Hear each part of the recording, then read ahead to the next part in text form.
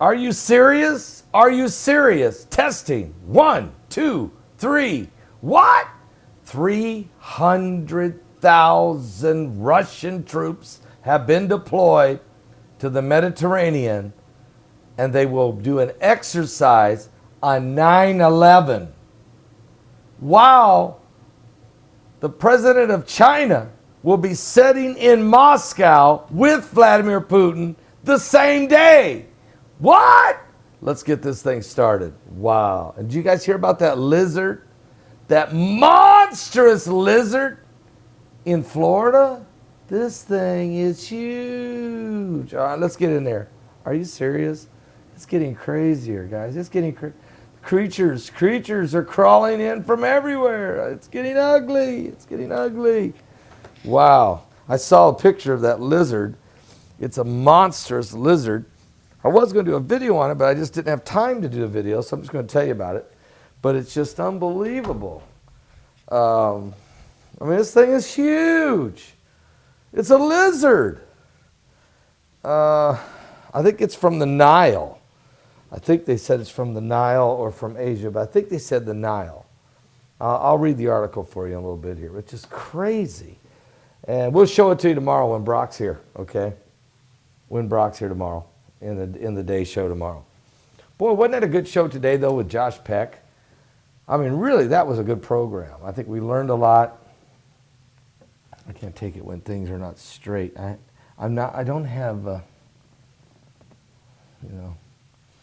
oh, this is way off. It's got to balance out. I mean, that's the Lion of the tribe of Judah. That's the Ark of the Covenant.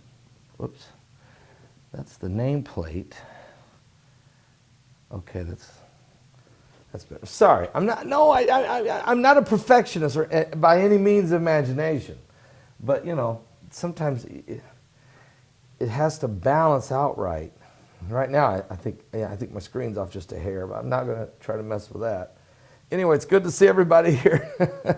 Tonight, we're going to have a powerful time in the Lord. Did you hear about they turned the water into wine? They think they found the place where Jesus actually turned the water into wine. It's about 5 miles there. It's in the Canaan, because we know he did it in the marriage of Cana, but it's right in that vicinity. But it's about 5 miles further than they thought, because they found that cave, which obviously has writings on the wall about Jesus. It's definitely a Christian cave where Christians were hiding and where they stayed. There was an altar in there where they could pray, and they found a water pot, which would have been just like the ones used in Jesus' days, and room for, and so they think they might have found the water pots, at least that could be used, that when Jesus turned the water into wine. There's a lot of evidence pushing toward it, so I'm going to share that with you. All the things are being revealed. The Bible just keeps coming to pass, the actual truth of the Word. And so the marriage of Cana, just go take a look at that. I mean, real fast. I think we'll just let Max read it for us.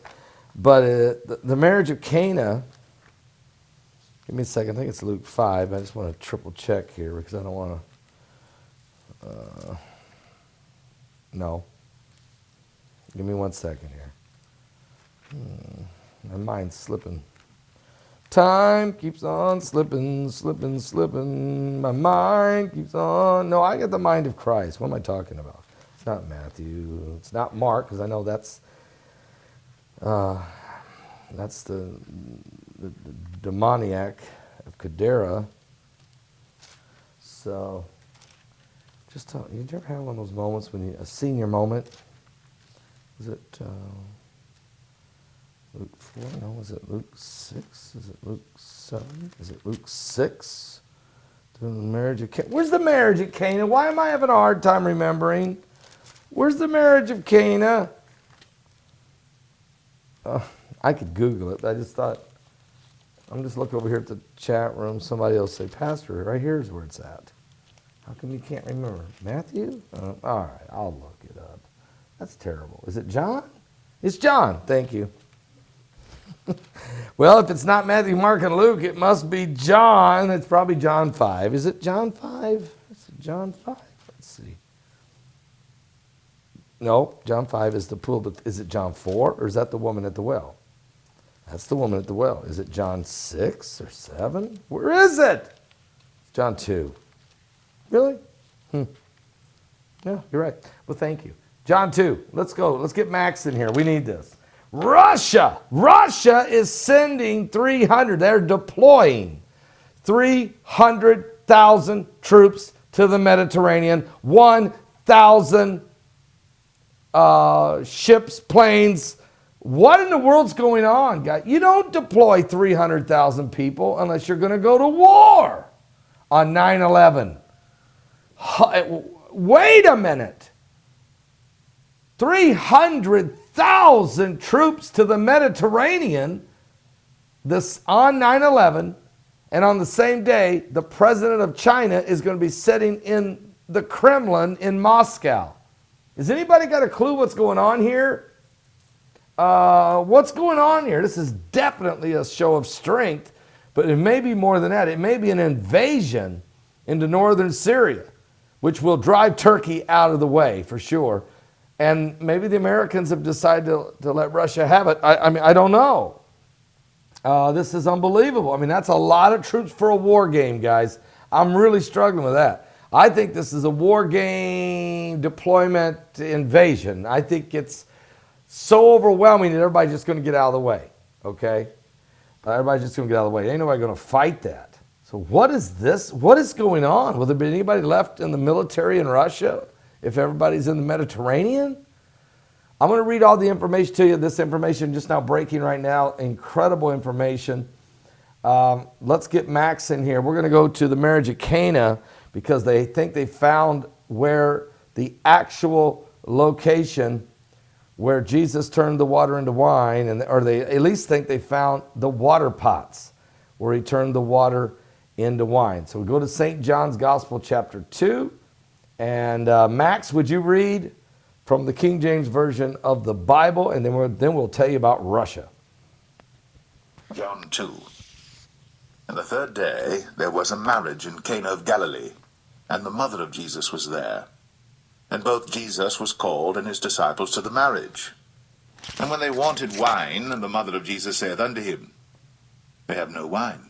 What? Jesus saith unto her, Woman, what have I to do with thee? What do you want me Mine to hour do? is not yet come. This ain't the time. His mother saith unto the servants, Whatsoever he saith unto you, do it. Do it. And there were set there 6 water pots of stone, after the manner of the purifying of the Jews, containing 2 or 3 firkins apiece. Jesus saith unto them, Fill the water pots with water.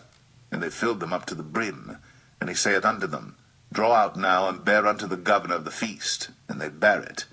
When the ruler of the feast had tasted the water that was made wine, and knew not whence it was, but the servants which drew the water knew, the governor of the feast called the bridegroom, and saith unto him, Every man at the beginning doth set forth good wine, and when men have well drunk, then that which is worse.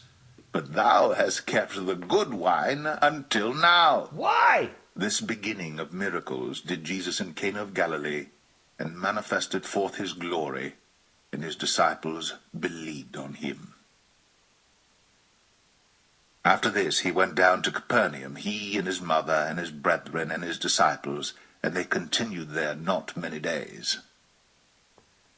And the Jews' Passover was at hand, and Jesus went up to Jerusalem, and found in the temple those that sold oxen and sheep and doves, and the changers of money sitting.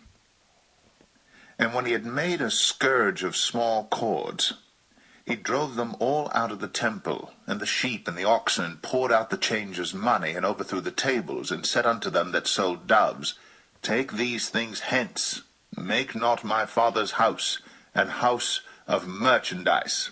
Right. And his disciples remembered that it was written, The zeal of thine house hath eaten me up. Then answered the Jews, and said unto him, What sign showest thou unto us, seeing that thou doest these things? Jesus answered and said unto them, Destroy this temple, and in 3 days I will raise it up.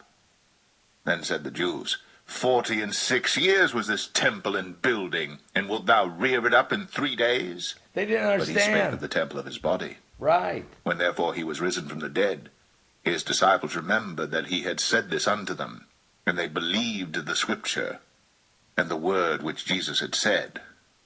Now when he was in Jerusalem at the Passover and the feast day, many believed in his name when they saw the miracles which he did. But Jesus did not commit himself unto them, because he knew all men, and needed not that any should testify of man, for he knew what was in man. Unbelievable. Great chapter. Turn the water into wine. And of course, starts to give them a clue about the destruction of the temple, and that, and also his own crucifixion, and the fact that he would raise from the dead in 3 days. They didn't understand that, but he was starting to give them a clue. But they saved the best wine for last. I want to welcome all 1,200 of you that are with us live right now on YouTube, and those of you at New Livestream, Roku Satellite Television, those of you who are watching live on Periscope, and those of you with us live at my website at paulbegleyprophecy.com. And there are people listening on the direct radio line. Welcome to tonight's Primetime Live, and we've got some breaking information to share with you. Russia is deploying 300,000 troops. That is an insane number. I didn't say 30,000 for war games. That's a lot. We're not saying 30,000. I'm telling you it's 300,000. That can't be war games. That's a war, or that's such an overwhelming show of force. Everybody just gets out of the way and Russia's going to do whatever they're going to do right then. Which I think that means walk right into northern Syria and make sure that Turkey does not try to take the oil wells of northern Syria.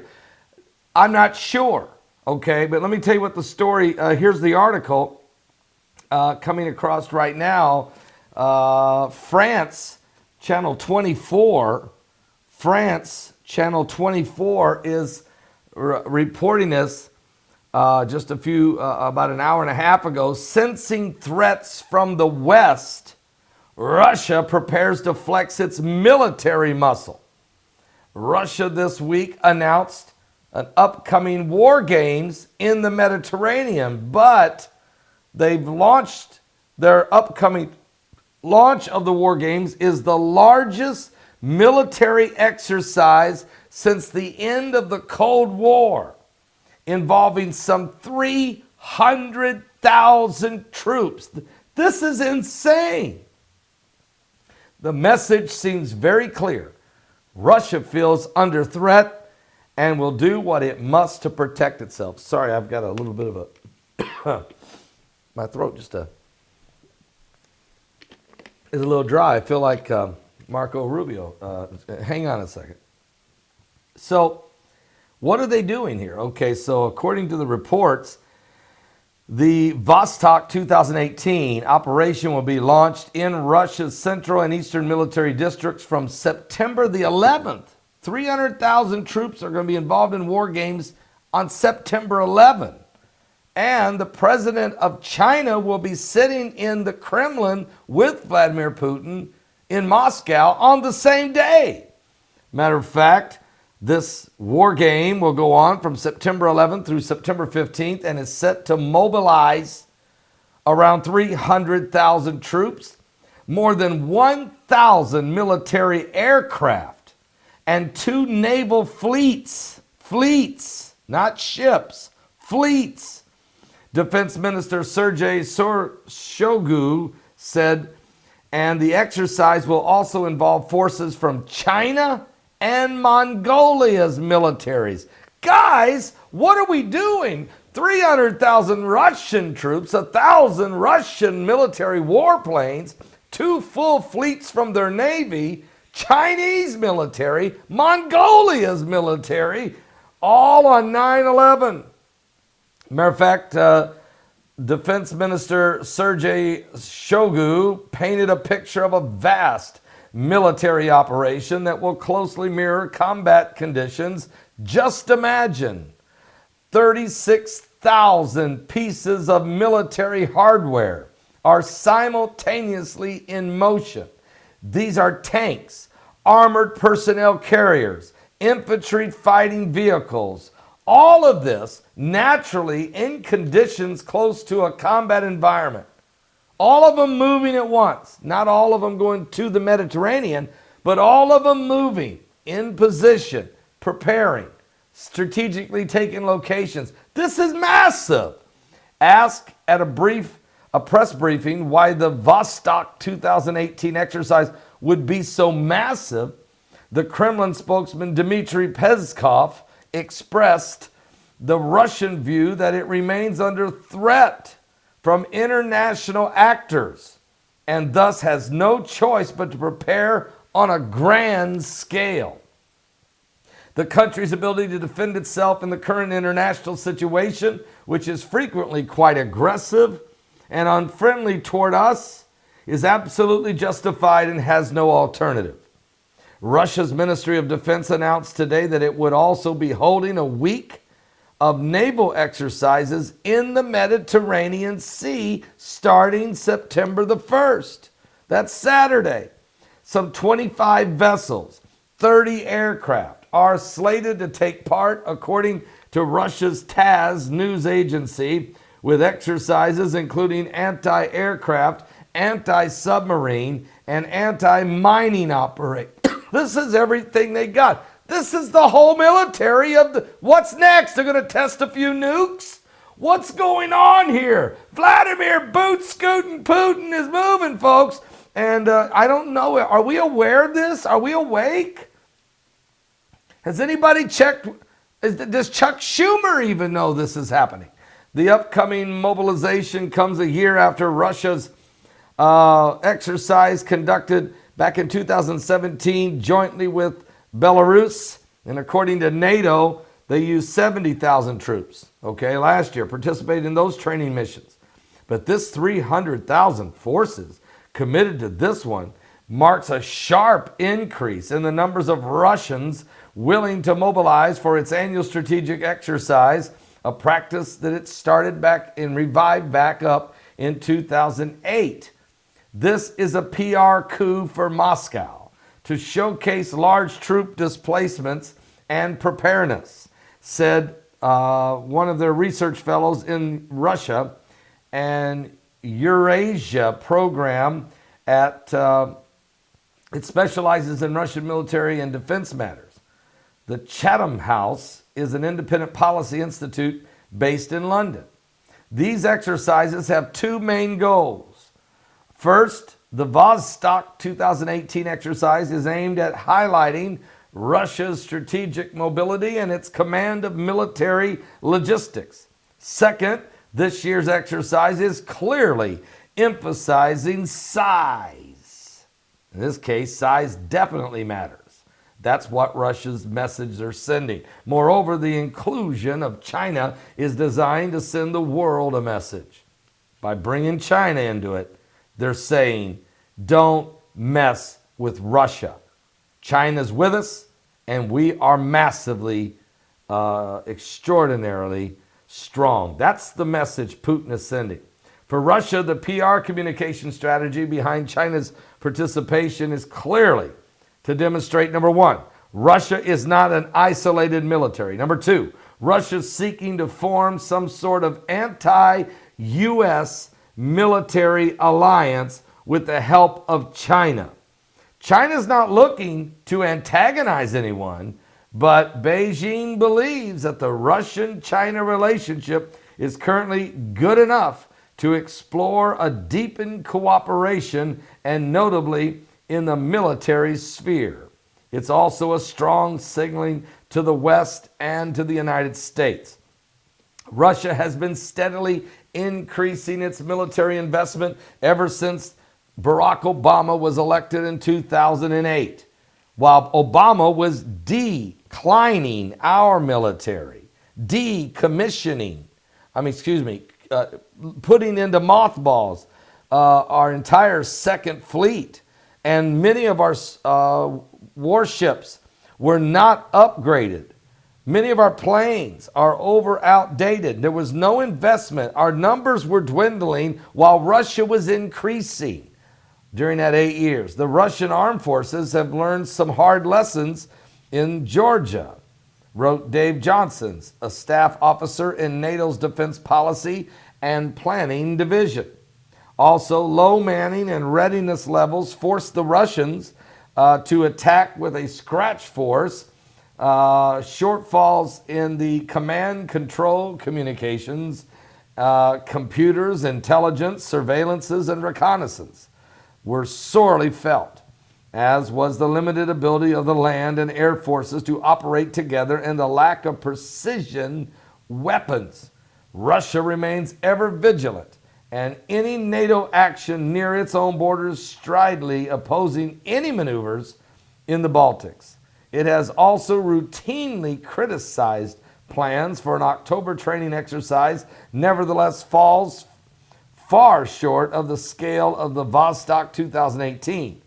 NATO drill in Norway, the Baltic Sea, the North Atlantic will involve some 35,000 troops from 30 different NATO countries, which is like what, 800 troops per country? This is really nothing compared to what the power and the might of what Russia is preparing. And throw China in and Mongolia while you're at it. NATO's going to just use 70 ships and 130 aircraft.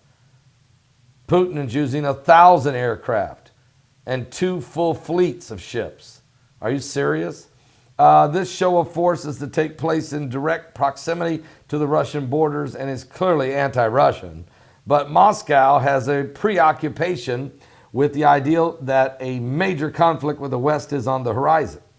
And according to Keel Giles, a senior consulting fellow at the Russia-Eurasia program of Chatham House and a specialist in Russian security policy. While there are several reasons for this, it is partly a paranoid delusion on the part of Moscow. Well, I'm not so sure they're paranoid. I think this is more of a strategic planning by the ex-KGB president of Russia and Vladimir Putin. I think Putin realizes that if he's going to have sanctions put on him, he is not going to sit there and just take it, okay? And in some ways, I don't blame him, okay? So you have, I mean, obviously you can't blame him. He's not going to just sit there and let the West just take cheap shots at him, particularly the European nations. So the Kremlin tends to view international relations as a zero-sum game. Even security, something the West believes is best served through multilateral cooperation. It's seen in these terms. Russia holds fast to the idea that a finite amount of security exists, Giles said. So Russia becomes less safe as other nations become more secure. Moreover, Moscow continues to perceive security issues in old-fashioned brute force terms. And Western actions have helped fuel these fears.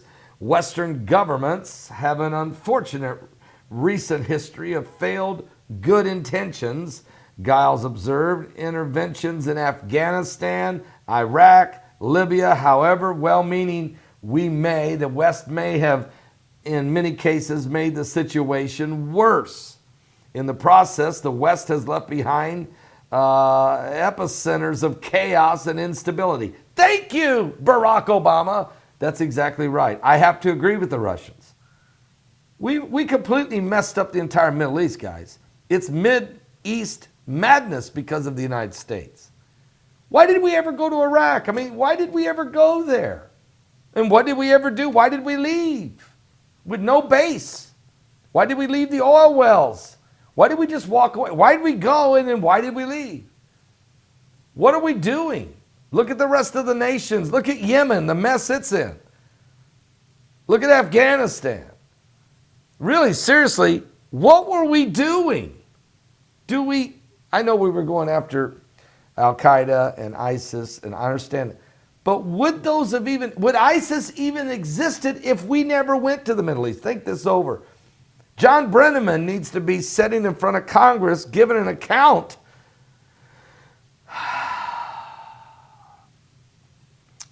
But I know he was following out the orders of Barack Obama, but you know what I'm saying? What if we had not went? There would have been, if we did not go to Iraq, there would not have been an ISIS.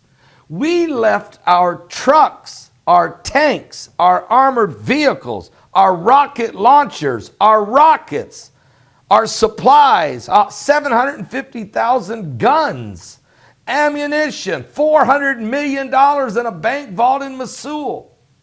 We left it there, and ISIS picked it up and ran around and beheaded a bunch of people, executed, raped, murdered, and created total instability and chaos. We sat there. We watched Barack Obama and John Brennan, Hillary Clinton, and they called for the toppling of national leaders. They called for Ben Ali of Tunisia to be overthrown. They called for Hosni Mubarak of Egypt to be overthrown. They called for Muammar Gaddafi of Libya to be overthrown. They called for Ali Saleh of Yemen to be overthrown. They called for Bashar al-Assad to be overthrown in Syria. They created this mess and then left it in a state of chaos. We're still cleaning this thing up. Trump is running around now trying to finish off ISIS and trying to figure out what in the world to do with the leftover mess we have. So I don't blame Russia. In this case, I don't blame Russia. Now, I don't trust them either. And I definitely don't trust the Chinese. So what I'm trying to say, and I don't trust the Americans' strategy, at least over the past 8 years. And I don't know, Trump now is trying to figure out what in the world to do with it. Really, folks, the world's in a mess because people really,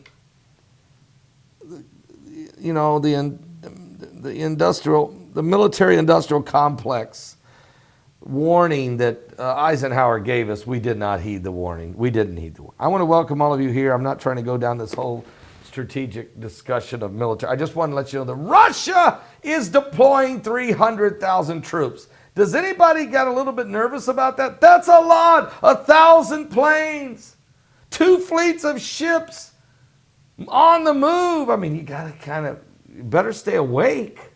We better stay awake, okay? Because I just don't know what this means. And China's going to be right there with them.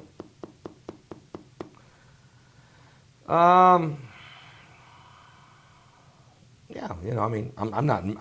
Somebody just said I'm not nervous. I ain't either. To be honest with you, I'm just expressing. I guess I'm raising the level of expression to make people aware that you do need to watch what's going on when it comes to China, Russia, and they got to watch what the Americans are doing. We all got to watch each other.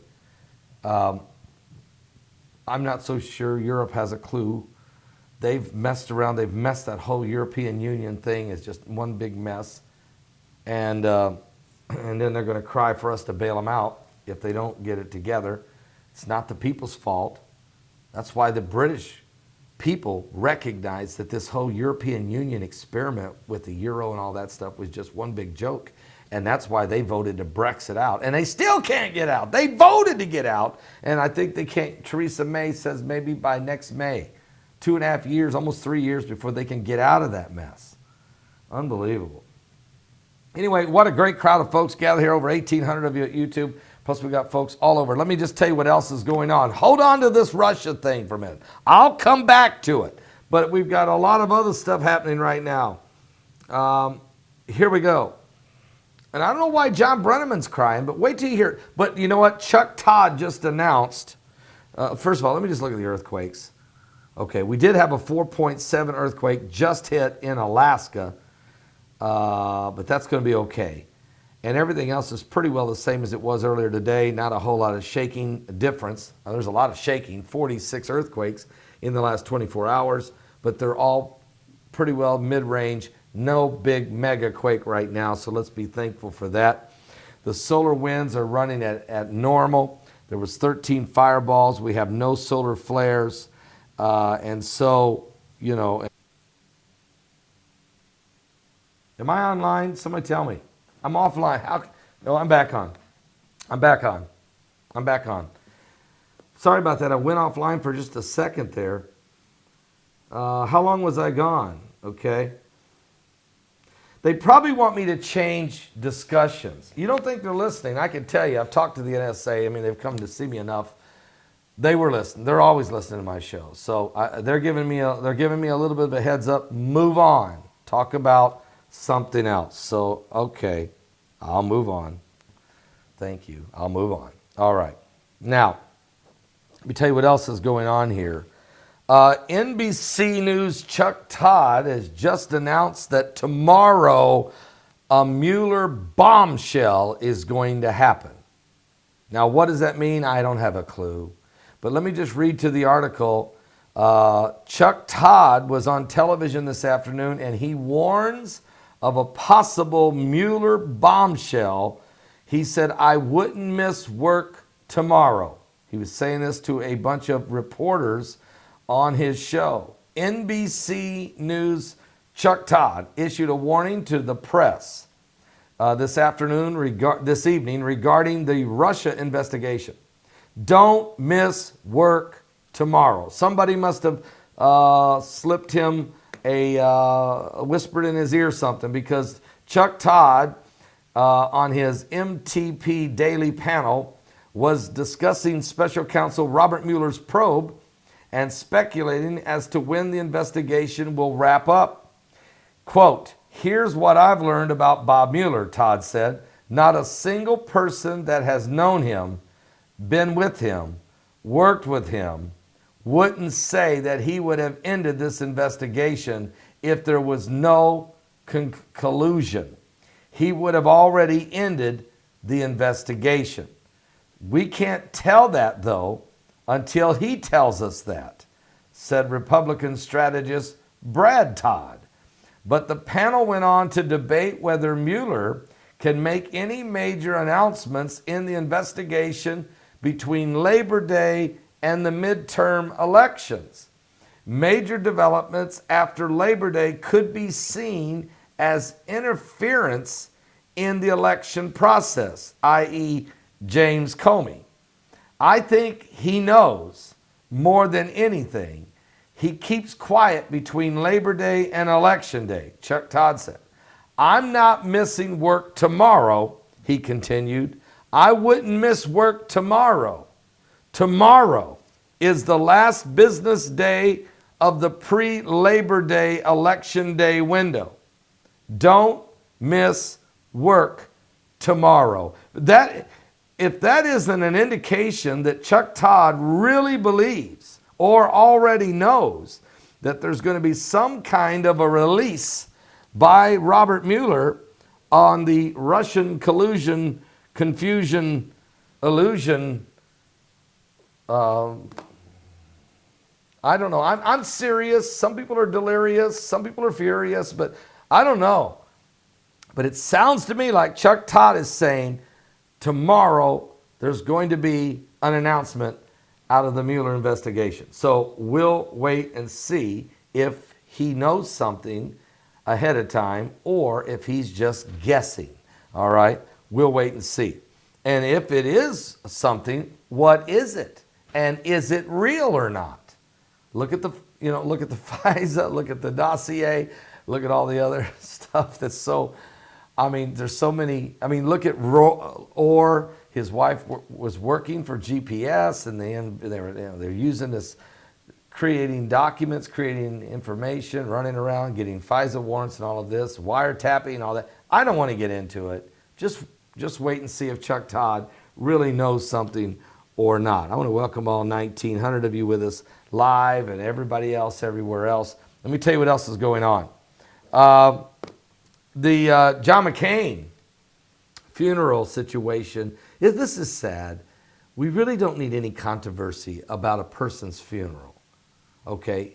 Politicizing a funeral is probably the lowest class, most low-down thing you can do. You let the dead bury the dead. You show respect. You don't speak evil about people. When they've left this world, they're in the hands of God. And so to politicize a funeral to me is the most tasteless, useless thing you could ever do. But we are talking about the swamp, aren't we? Well, here's what's going on. McCain's family or McCain might have left in word. I don't know. I'm not going to go there. But here's what I do know. There are people that were very close to John McCain that are being shut out of his funeral, which is pretty stunning. Give me just a moment. I will try to find where that's at. Here we go. We know President Trump was told, John McCain was alive when he told President Trump, don't come to my funeral. So we already know that, okay? But top 2008 campaign aides have now been shut out of the McCain funeral. His campaign manager, Steve Schmidt, which I've seen him on television many times, who bragged on McCain, loved McCain, said all these wonderful things about McCain, always stood for McCain. He ran the campaign. He has been told not to come to the funeral. Also, senior advisor Nicole Wallace, who also worked for John McCain and for George W. Bush and is right now, works for MSNBC. She's been told to stay home. Also, longtime strategist John Weaver has been told to stay home. And John McCain's former running mate, vice presidential running mate, Sarah Palin, has been told to stay away, as well as the President of the United States, Donald Trump. So Trump may not, I guess Trump can at least say this, at least he don't have to feel that bad. A lot of folks that were very close to McCain are being told not to attend the funeral. It's kind of strange. I don't understand it. It looks like a lot of politicizing. It's not the place to do it. Funerals are the absolute last place that you should be politicizing. But apparently that's what's going on. And I don't know what else to say, but just let you know that this is happening. And it's none of my business. The family can invite who they want. It's none of my business. But it has left a bunch of people who were very close to John McCain, who worked very close with him in his career, has left them kind of stunned. They don't know what they did wrong, and they don't understand why they're not allowed to go. But anyway, even Lindsey Graham just said the handling of McCain's death is disturbing. Okay. So anyway, I'm just going to leave it alone. Let me tell you what else is happening though. Besides this situation, which former Vice President Al Gore has spoken. Al Gore has spoken, unfortunately, and he says, I only have one word for President Trump, and that word is resign. That was the end of his comment. Former Vice President Al Gore sent a message to President Trump. One word, resign. Okay. I know President Trump is down in Evansville, Indiana tonight, and he is speaking and has been given. I watched his speech, part of it. It was phenomenal. He was doing a great job down there. A lot of people were down there here in Indiana, but they love him here in Indiana because Vice President Mike Pence is from Indiana. Oh, by the way, we got some very serious information on Argentina right now. Really, really serious information on Argentina. Let me tell you what that is. Argentina is in a major crisis tonight. Now, we're not talking Venezuela. We're talking now Argentina, another powerful nation that was at one time flourishing economically. Their currency tonight has completely collapsed. The banks have raised interest rates to 60% as the currency of Argentina has collapsed tonight.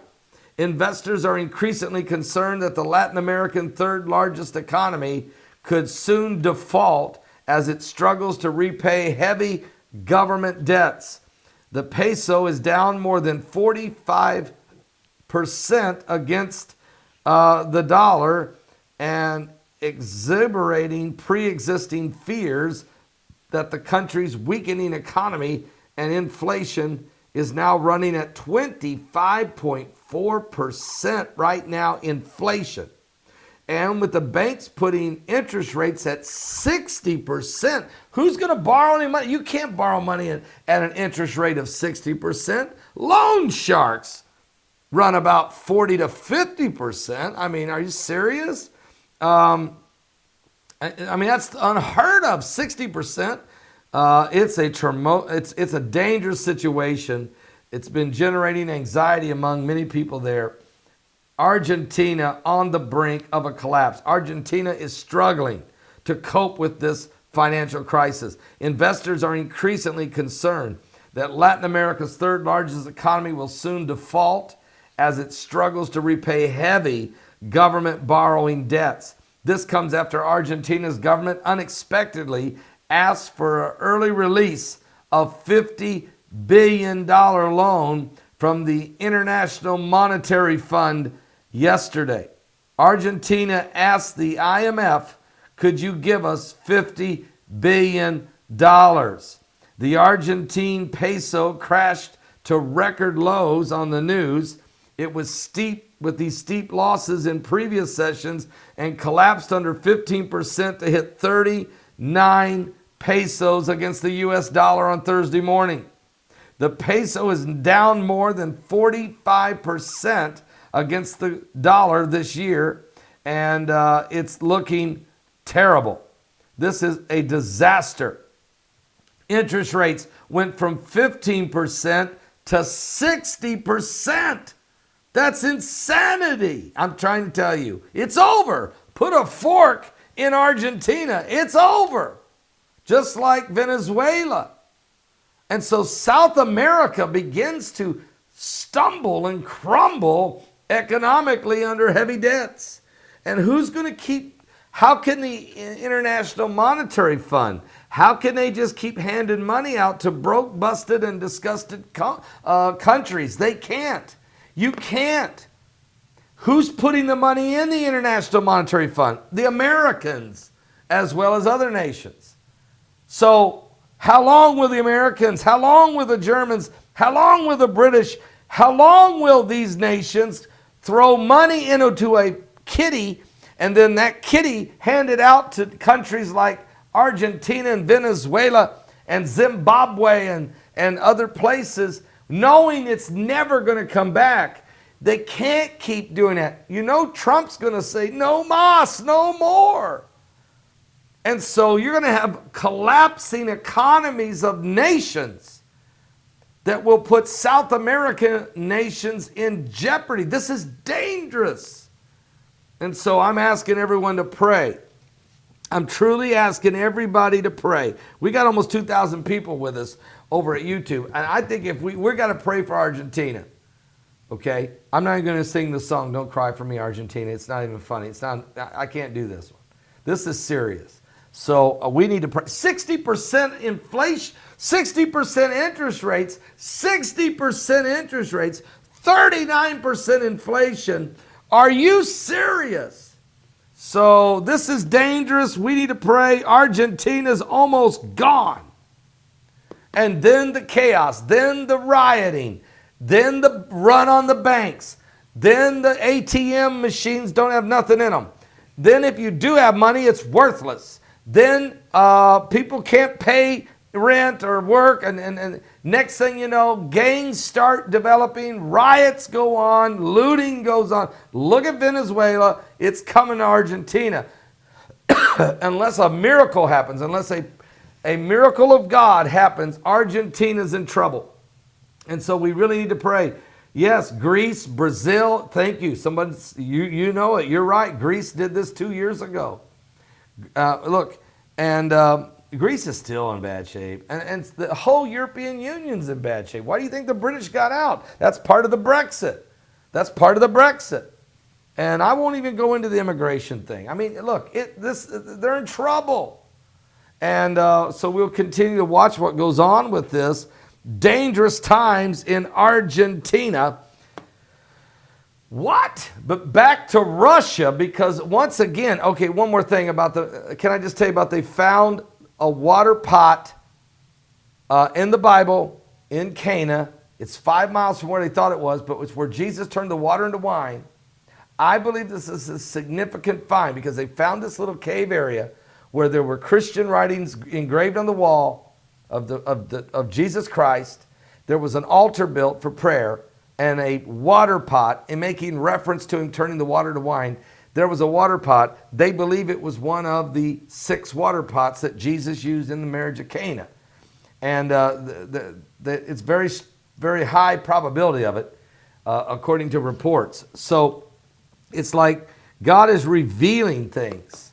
You know, it was just like, remember when I was in Israel and Roddy Brown took me to a tomb that's never been documented. It's a tomb. It's in the Kidron Valley, and it's never been, there's no historical documentation of this tomb.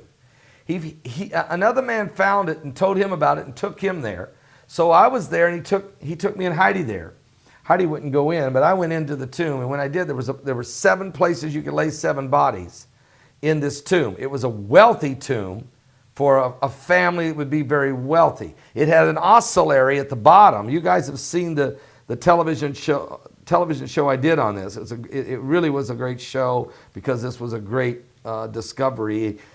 Why it hasn't been documented, I don't know. But on the back wall of the tomb, carved into the wall, was a cross. So it makes even though this tomb was 3,000 years old, there's a cross carved in the back, which makes me believe that the Crusaders, probably 1,000 years ago, probably used this tomb for some burials themselves, but we can't prove that. There's no documentation on it. What I'm trying to say is God is opening up. He's revealing things. And so here you have the marriage of Cana. You know, they find mosaics in some of these places, old churches. What about Ron Wyatt and the Ark of the Covenant? What about, you know, some of these coins? What about the sacred incense, the DVD that we did, and that we're going to be bringing you the second part of that DVD on the search for the sacred incense and the ashes of the red heifer? That's coming in my next DVD on this subject. I mean, look, we've interviewed people who actually helped find the sacred incense. Look, we've even got some of the sacred incense given to us by the people who helped find it. So this is all coming out in our next DVD. What God is doing is opening up. He's revealing things of the end times to prove that the Bible's true. And the Copper Scroll, we found out through the Copper Scroll that in the book of in the Maccabees, it said there was a scroll that was made into a map to where the sacred incense was and where the ashes of the red heifer is. So it was Jeremiah wrote that in the Maccabees. Now the Maccabees should have been put in the Bible, but they didn't. But obviously they're true because it was written by Jeremiah and 5 prophets, and he mentions the scroll that was made in a map to where the sacred incense would be hidden with the ashes of the red heifer. So when they find the Copper Scroll in 1952, it takes 11 years to decipher it, but it's a map that led them to the cave to where they found a 2,000-year-old sacred incense from King Herod's temple and a coin in the incense dated 67 AD, proving this was the incense, proving this was the location that Jeremiah said, if you feel like the temple's ever going to be destroyed, this is where you hide it, and including the ashes of the red heifer. Well, they didn't find the ashes of the red heifer, or did they? We're still trying to find out what's going on as the government of Israel took over the excavation after the incense was found. So what I'm telling you is God is opening up and revealing things that's incredibly amazing, and we are living in the end times. All right? Now, back to Russia, because Russia has just announced they are deploying 300,000 troops. That is insane. That's not a war game. That's a deployment. That's an invasion. That's a military move of a biblical scale. So let me read to you just a little bit about that again. We did this to start the broadcast, but I want to, once again, here's what's going on with Russia. This is serious, guys. I'm not going to read the whole article like I did earlier to start the broadcast, but let me read some of it. Sensing threats From the West, Russia's President Vladimir Putin prepares to flex his military muscle on 9/11. Russia this week announced an upcoming launch of its largest military exercise since the end of the Cold War, involving some 300,000 troops. The message seems very clear. Russia feels under threat and will do what it must to protect itself. The name of the exercise, called the